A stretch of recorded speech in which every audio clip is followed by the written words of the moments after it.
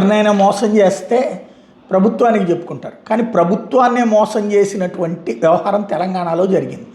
ఏదైతే అక్కడ మామూలుగా ఈ డేటా వీటిలో డబ్బులు వసూలు చేయడానికి, చలానాలు ఇవన్నీ వసూలు చేయడానికి ఒక సిస్టమ్ పెడతారు కదా, దాన్నంతా కలిపి ఉన్నటువంటి వ్యవస్థ ఓ సంస్థకి ఇచ్చారు కాంట్రాక్టు. ఆ సంస్థకి సంబంధించిన హెడ్ శ్రీనివాసన్.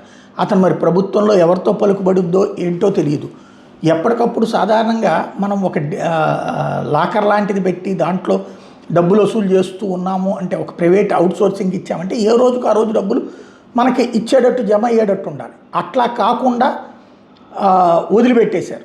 దాంతో ఇప్పుడు ఇలా ప్రజల నుండి కలెక్ట్ చేసినటువంటి డబ్బులు విత్ డేటా, అంటే మనం కట్టినటువంటి పన్నో లేకపోతే పెనాల్టీలో ఇట్లాంటివన్నిటిది కలిపి ఉన్నటువంటి దాన్ని మాయం చేసేశారు. ఇప్పుడు డేటా లేదు, డబ్బులు లేదు. అంటే ఎంత డబ్బులు ప్రజలు చెల్లించారో ప్రభుత్వానికి తెలియదు, ప్రభుత్వానికి ఎంత డబ్బులు ఇవ్వాలో ఆ సదరు సంస్థకు తెలుసా, డేటా రిమూవ్ చేసి పడేసి.